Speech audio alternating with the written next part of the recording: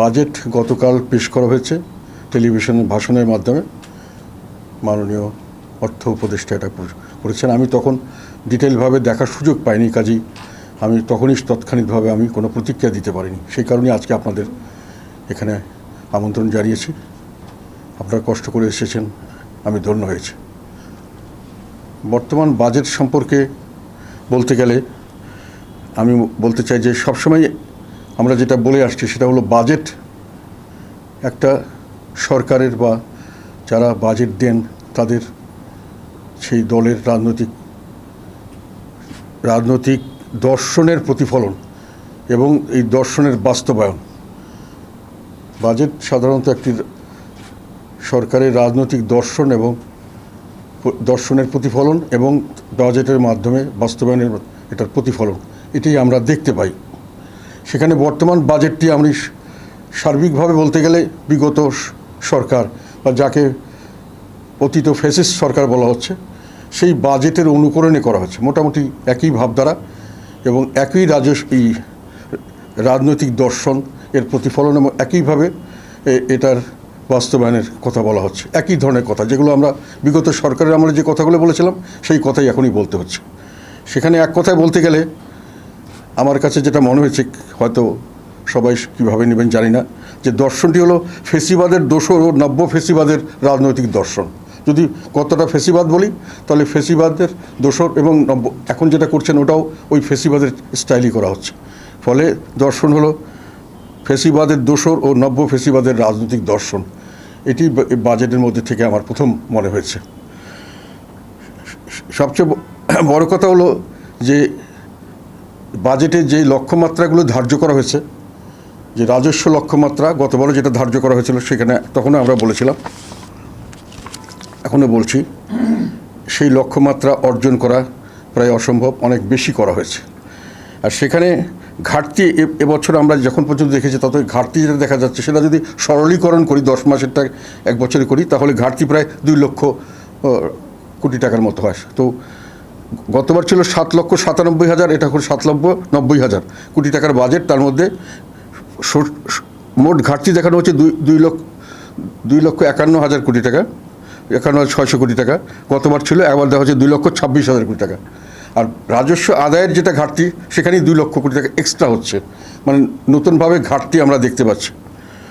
তো সেইখানে যদি ঘাটতির হিসাব করা যায় তাহলে এই গতবারে যেটা 7,90,000 কোটি টাকার বাজেট এইবারকার, সেখানে ঘাটতি প্রায় যদি এর চেয়ে বেশি হবে আমরা মনে করছি, কারণ গতবারের চেয়ে অর্থনৈতিক কর্মকাণ্ড অনেক স্লো হয়ে গেছে। সেখানে আরও হয়তো ঘাটতি আরও 2.5 লক্ষ কোটি টাকা বেশি হতে পারে, মানে সব শুধু ঘাটতি হতে পারে 5 লক্ষ কোটি টাকা। এখানে বলা হচ্ছে যে টাইটেনিং করা হবে, বেল্ট টাইটেনিং, কিন্তু পরিচালন ব্যয় যেটা গতবার ছিল 5 লক্ষ টাকা, মানে শুধু সরকারি কর্মকর্তা কর্মচারীদের বেতন ভাতাদি ইত্যাদি, সেটা এবার করা হচ্ছে 5,60,000 কোটি টাকা। এই পরিচালন ব্যয় কিন্তু দেখা যাচ্ছে যে যা আমরা রাজস্ব প্রাপ্তি মনে করি সেটা সম্পূর্ণ এটা থেকেই ব্যয় হবে। ফলে রাজস্ব প্রাপ্তির ব্যয় হওয়ার পরে যে টাকাটা আমরা ধরেছি সেটা হলো উন্নয়ন এবং অন্যান্য সেবামূলক কাজের জন্য।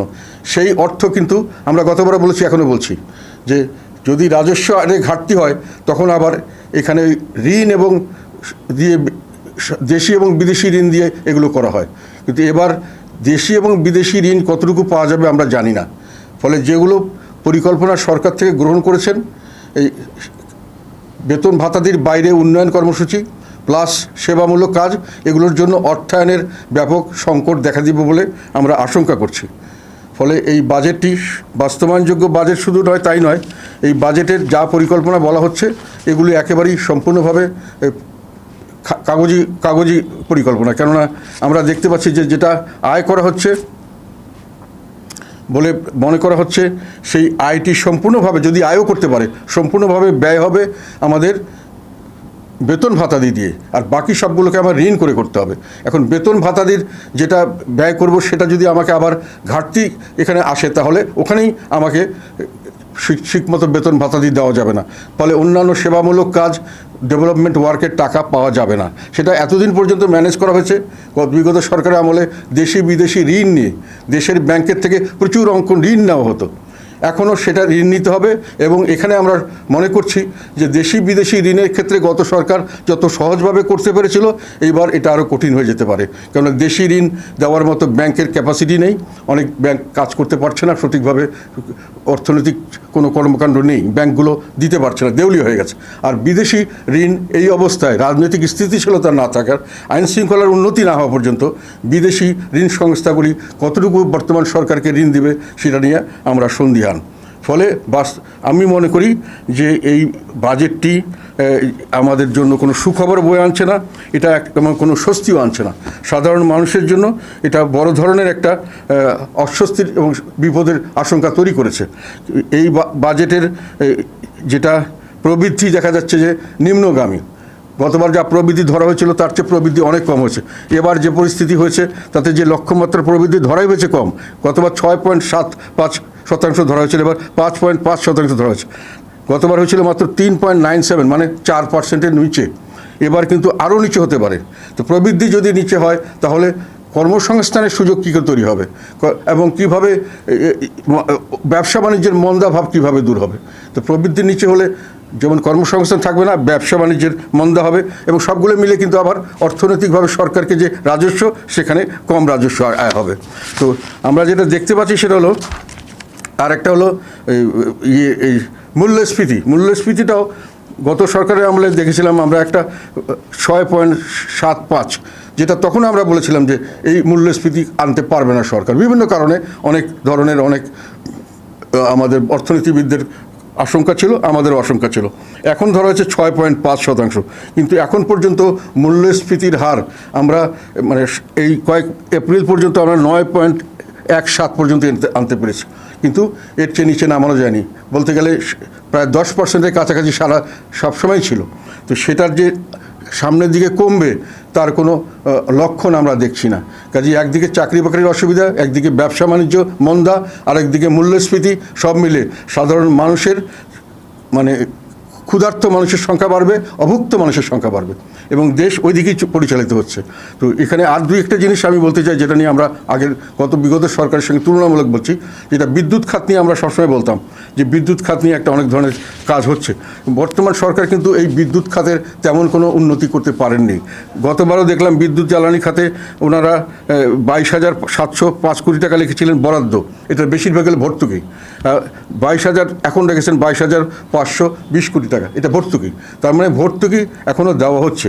আর বিদ্যুৎ খাতের যেটা আমরা বলেছিলাম যখন তখন দাম বাড়ানো, ওনারা একটা কথা বলেছেন এখানে যে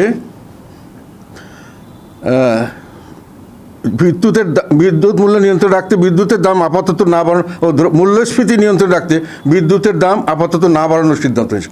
আপাতত না বাড়ানো, আমরা কিন্তু অনেক টাকা ভর্তুকি দিচ্ছি। আপাতত না বাড়ানোর অর্থ হলো যে কোনো সময় বাড়তে পারে এবং বাড়বে। এটা আমি একটা পরিষ্কারভাবে বলতে পারি, যেহেতু আমাদের টাকার মূল্যমান, যেটা আমরা ডলারের বিপরীতে টাকার যে বিনিময় হার, এটা যে কোনো সময় পরিবর্তন হতে পারে।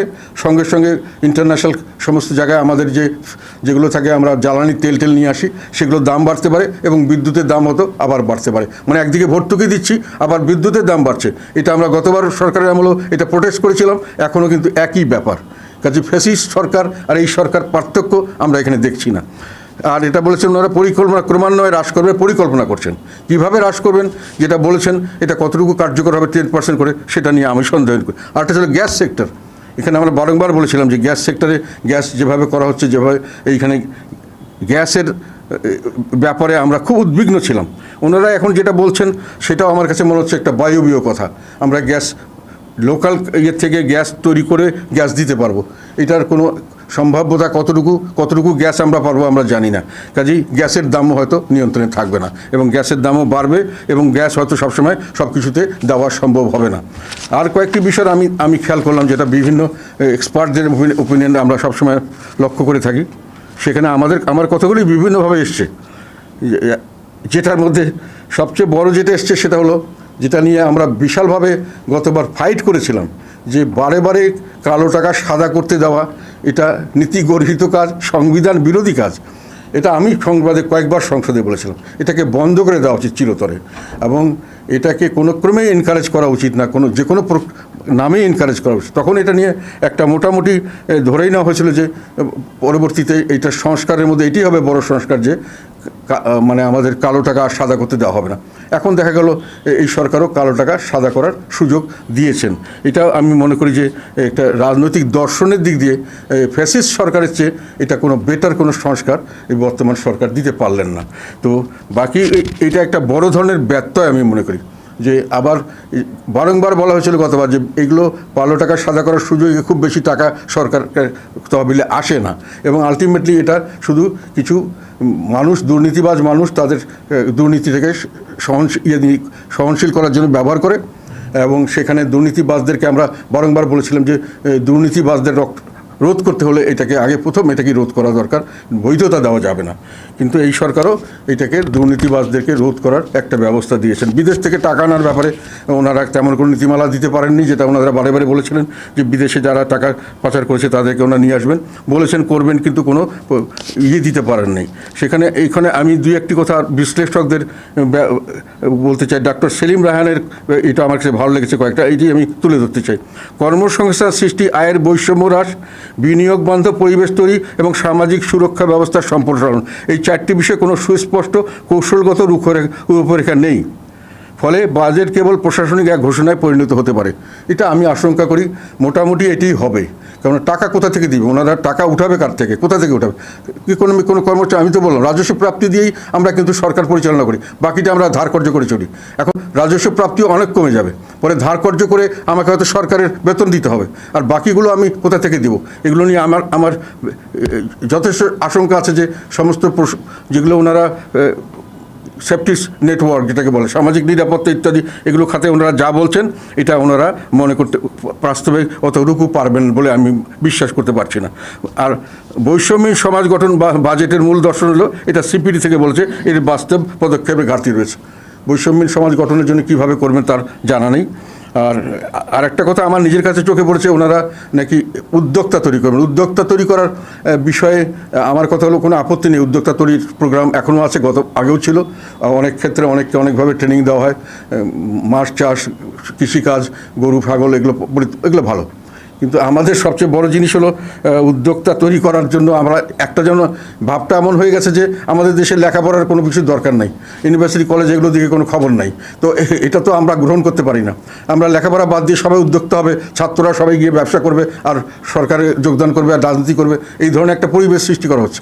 এটা আমি মনে করি খুব একটা মানে ভালো উদাহরণ নয়। আমরা উদ্যোক্তাও তৈরি করব, সঙ্গে সঙ্গে লেখাপড়াও করব, এবং আমরা শিক্ষিত সমাজও তৈরি করব, এবং সামনের দিকে পৃথিবীর সঙ্গে আমরা প্রতিযোগিতা করব, এবং সেখানে যোগ্যতার দাম দেওয়া হবে, অভিজ্ঞতার দাম দেওয়া হবে। না হলে তো আমরা একটা সুষ্ঠু সমাজ গড়ে তুলতে পারবো না। আর আরেকটা বলছেন যে সিপিডি আবার বলেছেন যে বাজেটে কিছু ভালো উদ্যোগ থাকলেও তা সামগ্রিক কাঠামোয় কাঙ্ক্ষিত রূপান্তর ঘটেনি। এটা আমি বলছি, কেননা বলছেন এত টাকা দিবেন, টাকা পাবেন কোথায় তার কোনো খবর নাই। পুরানো বাজেট কাঠামো ধরে রেখেই কিছু খাতে বরাদ্দ বাড়ানো কমানো হয়েছে। আর যেটা আমি আগেও বললাম যে ফ্যাসিস্ট সরকার বলা হয়, সেই হাসিনা সরকারের সেই খাতকে দেখেই ওখানে কোথাও কিছু যোগ করা হয়েছে, কিছু বিয়োগ করা হয়েছে। এখানে বৈষম্য হ্রাস বা সামাজিক ন্যায়ের দিকটি এড়িয়ে যাওয়া হয়েছে। এখানে কীভাবে এটার কোনো মেজর কোনো রকম কোনো দিয়ে যে চেঞ্জ আমরা এইভাবে করতে চাচ্ছি, এটা আগে হতো এরকম আমরা এইভাবে করতে চাচ্ছি, এই ধরনের কোনো ব্যাপার এখানে আমরা দেখছি না। আর সিপিডি আরেকটা কথা বলেছে, শিক্ষা ও স্বাস্থ্য খাতে বরাদ্দ হ্রাস করা হয়েছে। ওনারা মনে করছেন যে এই দুটো খাতে বিনিয়োগ ভবিষ্যতে একটা সমাজ গঠনের জন্য, সুস্থ এবং শিক্ষিত সমাজ গঠন যেটা জাতির জন্য সম্পদ হবে, এটার জন্য এটার জন্য তাদের বরাদ্দ সেইভাবে বাড়াননি বা বরাদ্দ কমিয়েছেন। আর মধ্যবিত্তের জন্য দুঃসংবাদ কয়েকটি কথা এখানে এসছে, সেটাও আমি এখানে তুলে ধরতে চাই। যেমন ফ্রিজ এসিতে বাড়তি ভ্যাট দেওয়া হচ্ছে, রডের দাম বাড়লে নির্মাণ খরচ বাড়বে, মানে আয় ইনকামের খবর নেই, খরচ কিন্তু বাড়ছে। খরচ বাড়ছে মানে ওনারা ট্যাক্স নিয়ে সরকারের কর্মচারীদের শুধু পালন করছেন। ওনাদের কাজ হলো কিছু সরকারি কর্মচারী নিয়ে ওনারা কাজ করবেন এবং তাদেরকে রক্ষণাবেক্ষণ করবেন। দেশের মানুষের কী হবে এটা নিয়ে কিন্তু আমরা গতবার সরকারকে এই কথাটাই বলেছিলাম যে দেশের মানুষের কী হবে সেটা নিয়ে আপনাদের খবর নাই, আপনারা শুধু নিজস্ব প্রশাসন নিয়ে এদিনে কোনো রকম চলছেন আর ধার কর্য করে উন্নয়ন দেখাতে চেষ্টা করছেন। তবু ওনারা ধার কর্য করতে পেরেছিলেন, ওনারা ব্যাংক থেকে টাকা তুলতে পেরেছিলেন, যেটাই ভাবে হোক, খারাপভাবে হোক ভালোভাবে, এনারা কিন্তু এই পজিশনে এখন নেই। ওনারা ধার করতে পাবেন না যতদিন পর্যন্ত আইন শৃঙ্খলা সঠিক হয়, তখন স্থিতিশীলতা আসে। তার জন্য রাজনৈতিক স্থিতিশীলতা দরকার। সেগুলোর এখন মোটর সাইকেলের যন্ত্রাংশে বাড়তি শুল্ক দিতে হবে, মোবাইল ফোনে ভ্যাট বাড়ছে, কসমেটিক্স, আমাদের দেশের যারা কসমেটিক্স ব্যবহার করে মধ্যবিত্ত, তাদের সব দাম বাড়বে, সুতা ও দেশীয় পোশাকের উপর চাপ পড়েছে, অনেক এগুলো ট্যাক্স বাড়ানো হচ্ছে। এবং বিজিএমের কাছে যেটা, তারাও অসন্তুষ্ট নয়। তারা বলছে যে তাদের প্রায় 5 কোটি লোক সরাসরি বা প্রত্যক্ষ বা পরোক্ষভাবে জড়িত, এই সেক্টরের জন্য এই বর্তমান বাজেট থেকে আমরা কোনো সুখবর পাচ্ছি না, এবং তারা এটাতে সন্তুষ্ট নয়। তো মোটামুটি আমরা যেটা সার্বিকভাবে বিবেচনায় যেটা বলতে চাই,